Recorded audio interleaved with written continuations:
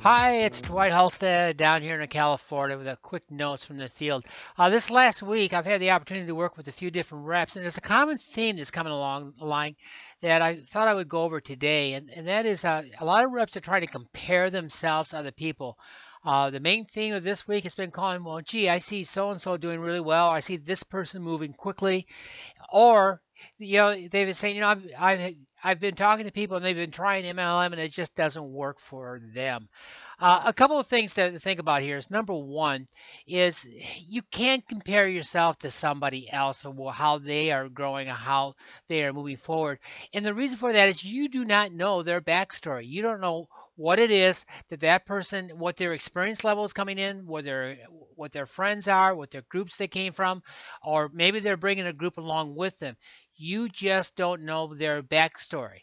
The bottom line is a lot of the people who you see growing very rapidly have spent a lot of time in this industry and have a group of people they're bringing along with them, or they have a sphere of influence of people that they have developed relationships with over the last 5, 10, 15, over a lifetime. And now they're excited about the product and they're sharing it out with the people that they know, and those people are coming over and growing. And of course, they are also with the people with a strong sphere of influence too. Now, with that said, a lot of you out there have come into this business, and you're basically a lot of times your friends out there, the group of people uh, this is just not their cup of tea. So you've got to go out there and you've got to develop new relationships, and that is a time and long and drawn out process. It's a matter of getting out there and doing activities to get you in front of new people. Even those people who bring in groups are bringing a large number of people. If they're going to continue on in the future, they have to get out there and start meeting new people.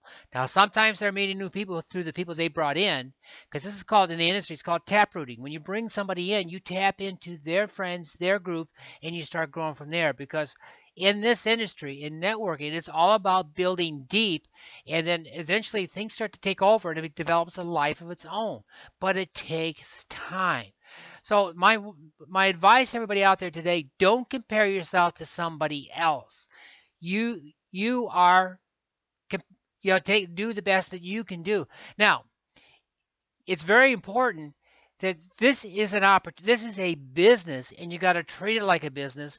And one of the aspects, again, and this has been another conversation I've had quite a few reps, and it's starting to sink in. You've got to define who is your marketplace. Who are you trying to bring into the business? Who is your typical customer? What are you looking for, and how do you want to perform your business? And more importantly, when are you going to be doing your business? See, some of the things that I've been saying is number one, when I ask somebody, well, who are you looking for? Define who your prospect is. And everybody says, well, anybody who's breathing. Well, that's not the case. The fact of the matter is, we are in the health and nutrition industry, and we are also in the network marketing industry. Both of these are billion-dollar industries, but it's not for everybody.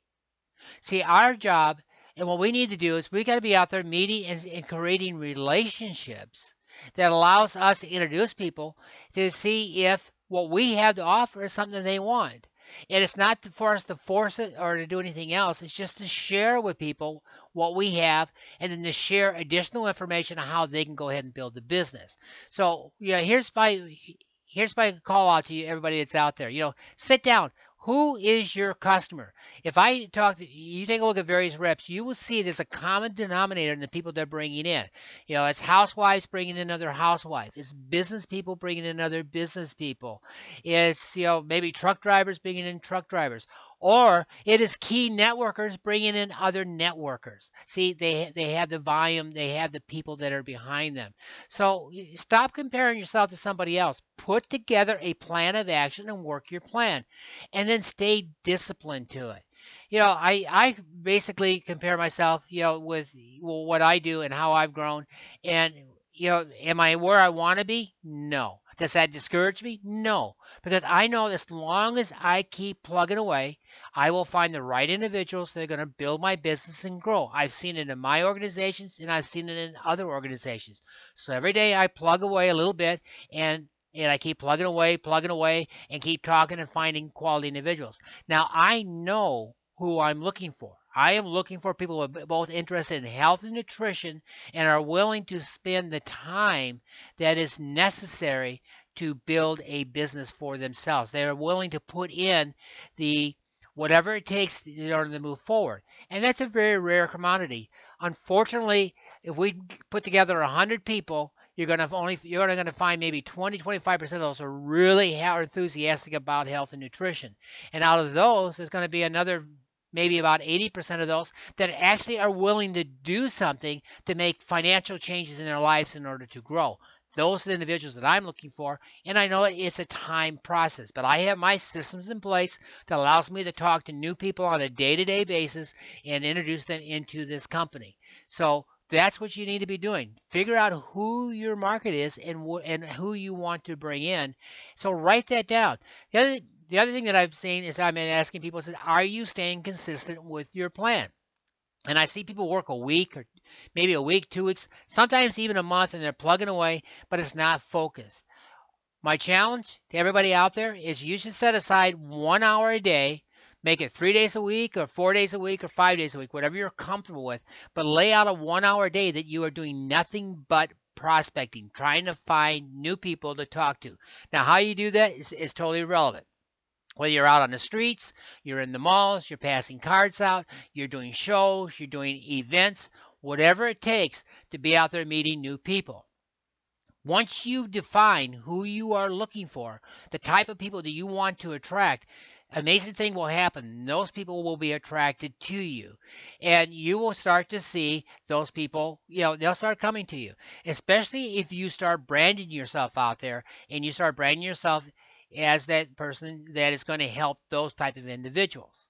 I've seen people in this group that are branding themselves working with housewives, and they're building a women's force. They got the women's program, and they're getting together with housewives, and that is a great niche. But that's not my niche. My niche is finding marketers, people that are out there. I advertise, I have my business plan.